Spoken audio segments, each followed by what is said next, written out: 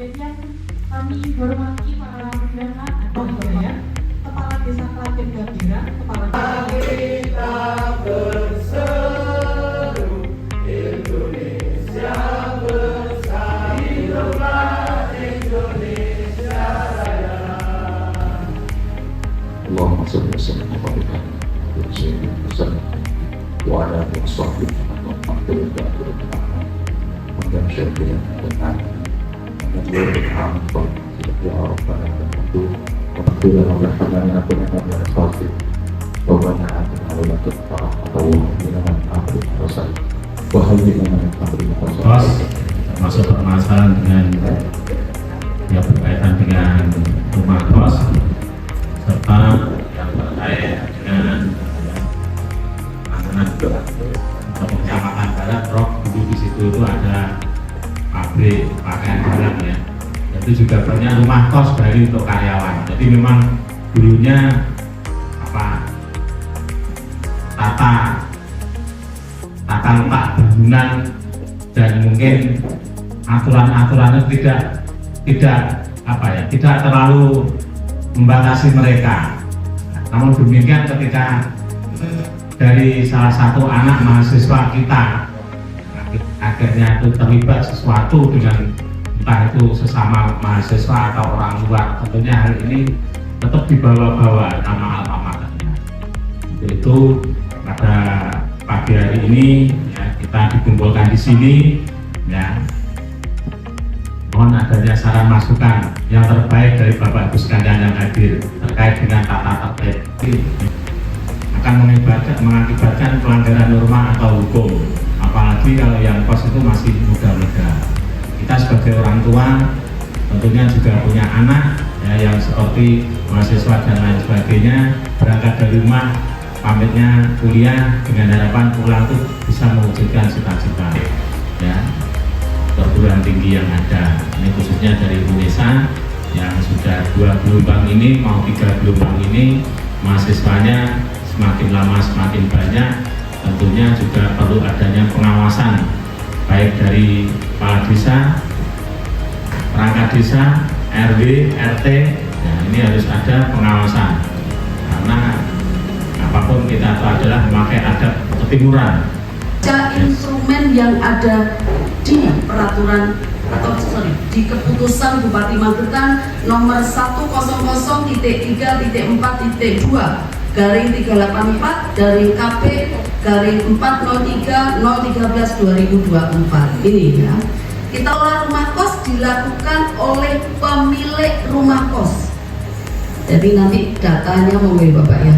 Jadi banyak sekali rumah kos yang ditinggal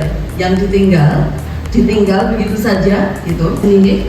Nah, berikutnya ini yang poin 5 yang akan kita kerjakan hari ini, menyediakan belangko isian. Nih,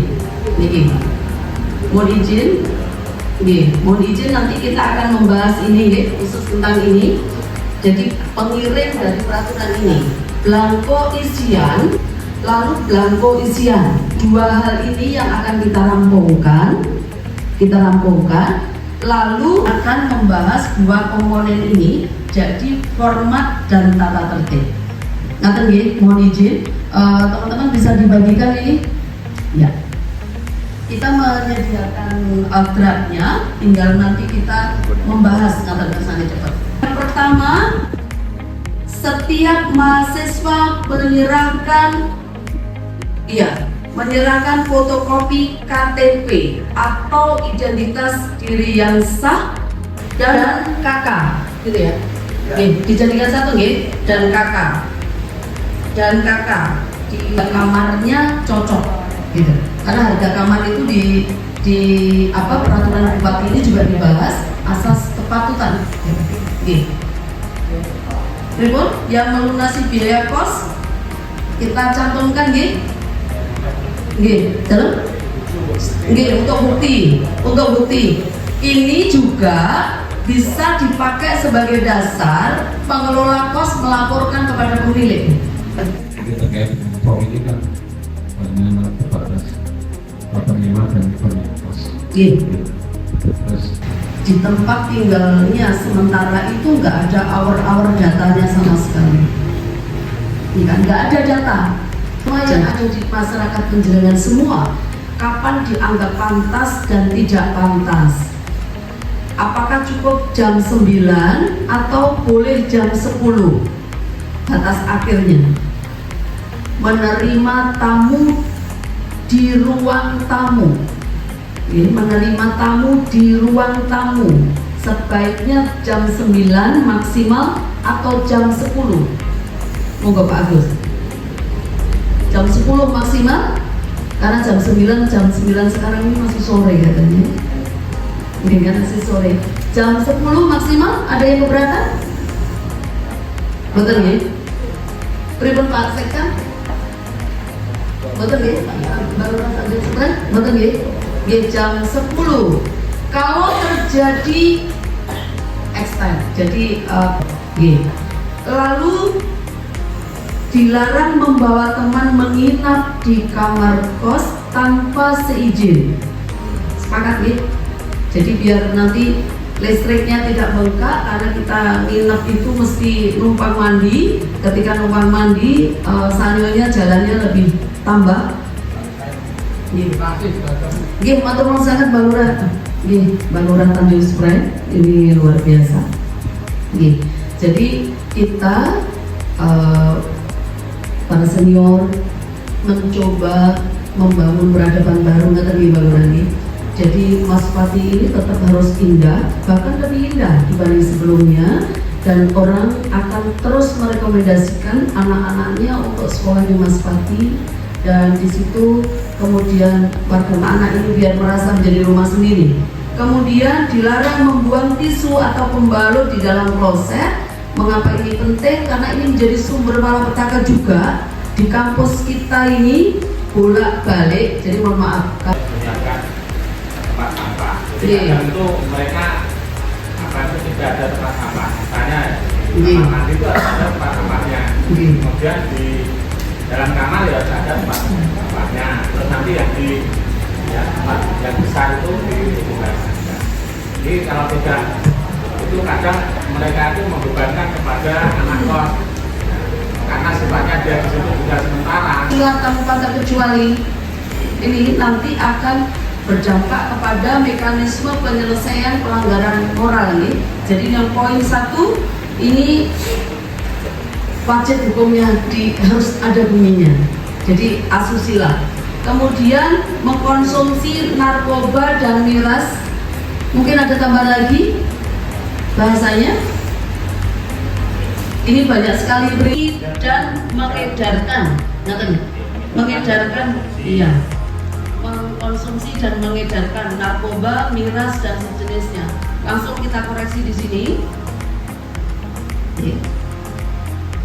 Berikutnya, dilarang membunyikan radio tape dan bunyi-bunyian lain yang terlalu keras sehingga mengganggu penghuni lain. Ini ada. Lalu dilarang. Dari masing-masing desa itu kan sudah ada peraturan. Jadi dalam hal ini hanya nanti kami berharap ada penekanan dari kampus ke mahasiswa, dan kami nanti akan juga akan berikan penekanan kepada warga masyarakat yang nanti mengelola rumah kos. Jadi seperti itu, sehingga nanti bisa bentuk. Jadi kami nanti yang di desa akan memberikan edukasi kepada melalui Pak RT yang kita bahas, kemudian pengelola kos-kosan itu nanti kan juga nggak boleh. Kita hanya berusaha untuk mensinkronkan aja. Jadi mahasiswa juga ada penekanan ketika nanti pengelola di masing-masing desa itu ada aturan-aturan main yang nanti disampaikan kepada calon penghuni kos. Ini mahasiswa sudah tidak kaget. Jadi seperti itu. Orang tua, nama orang tua, ini nomor HP orang tua, lalu universitas, prodi apa, NIM-nya berapa.